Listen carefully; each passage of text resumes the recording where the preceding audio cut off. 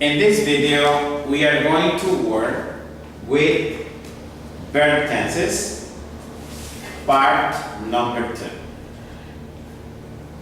2. We are going to work with the perfect tenses. The perfect tenses. Why do we call it perfect tenses? Okay, it is very important. Perfect tenses are combinations of the auxiliary have with some other auxiliaries.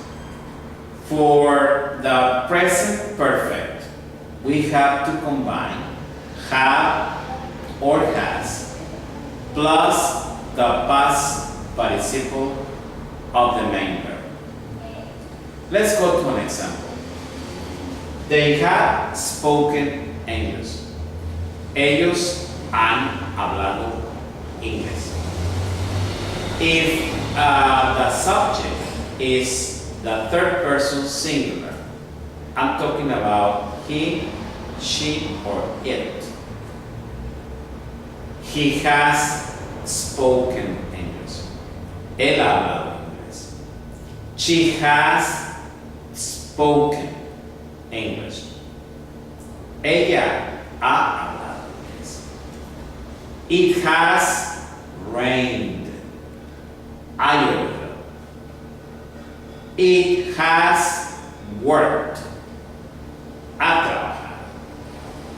Okay?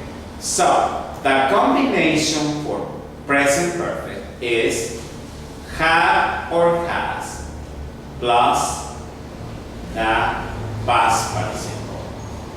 The negative form is haven't in the case of have. Have is a positive. Haven't is the negative. Have not is also a negative form, but it is formal. Okay? This is used for scientific information. This is used for commercial letters. This is used for technical books. Has is only for he, she, and it, or any other subject in singular. Has, the negative, hasn't, which is the contraction or conversational English, and then we have has not. Has not is the same as hasn't, but it is completely formal. So now, let's go to the past perfect. Okay? The past perfect is when we use had. Okay? They had spoken English. And this had, we are going to translate it using the words in Spanish. Había, habían, habíamos, habías. Depending on the subject. If I say I had, you había, you had, tú habías, he had, él había, they had, había, plus the past participle. Here, there is no problem with the third person singular. This means that we are going to use it with he, she, it, or any other subject. No problem for this. So, they had spoken English. It means ellos habían hablado inglés. Now, the combination is had plus the past participle of the main verb. La combinación es had más el pasado participio del verbo principal. Okay? By the way, all these tenses require the past participle as a main verb.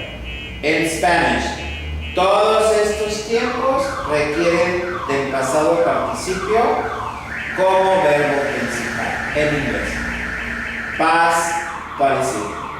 You have to remember this explanation.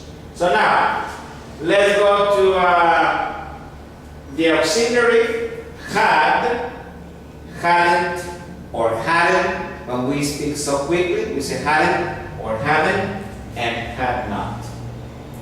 Had not, this is the negative formal. Hadn't, this is the contracted form. Or hadn't, this is the fast pronunciation. Had, this is the positive. Also, we can have the contraction of had in positive. When we use the contraction of had in positive, we are going to use apostrophe D. Apostrophe D is for the contraction of had in positive. Instead of saying they had spoken, sometimes we can say they spoken, like this. They did. They spoken. You have to understand that Americans use a lot of contractions. A lot of them. And you have to be prepared to use them. Okay? You have to be prepared to use them. Now, let's go to the next, the future perfect tense. This is number 3. Number 3 is for the future perfect tense. Example, they will have spoken English. Ellos habrán hablado inglés. Okay? They will have spoken English. The contraction of will and have,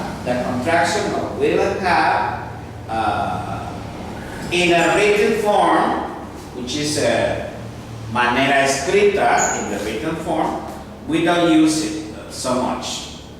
Well, we don't use it. Okay? But we use it in pronunciation sometimes. We sometimes use it in pronunciation, but not in written. Okay? For example, they will have spoken English. This is normal. They will have spoken English. Okay? This is contracted. Okay. There is another contraction that we use. Okay? And the other contraction that we use is like this. Look at this. Hey, come on. Follow me. It's apostrophe L, and you have they'll have. They'll have spoken English, okay? They'll have spoken English. I'll have, you'll have, he'll have, it'll have, will have, they'll have, okay? So in that way, you are going to pronounce using the contraction.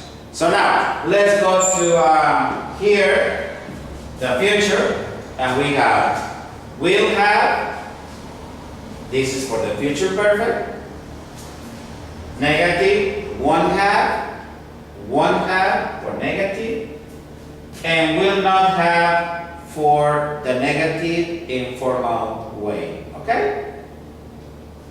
Won't have, no habré. I won't have spoken. You won't have spoken. Tú no habrás, etc. Now, let's go to the questions. It is important for questions. How do we ask a question? Very simple. You ask a question inverting the auxiliary. They have spoken.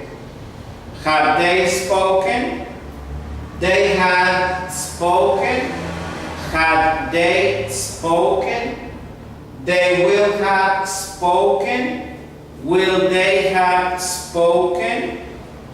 You have to remember that if you have two auxiliaries, one auxiliary, the second auxiliary, the first auxiliary is the one that is going to be used for questions. or for negatives. Only the one, not the second one. No this. Okay? So, will they have spoken English? ¿Habrán hablado inglés? Okay? So, if you want to make a negative, you say have, haven't.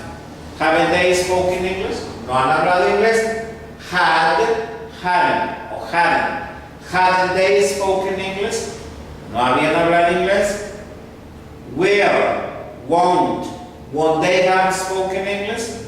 No habrán hablado inglés. So, this is easy. You have to do it in this way. Now, let's go to the last one. The number 4. The number 4 is conditional perfect tense. Conditional perfect tense uses the combination would have, negative wouldn't have, would not have. Okay? So, example. They would have spoken English. Ellos habrían hablado inglés. Contraction. They would have spoken English.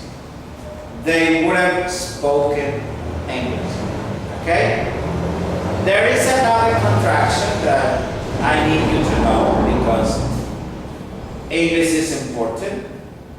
I love it because it's a good language. So, you have to construct this. Look at this. Would. Apostrophe D is for would.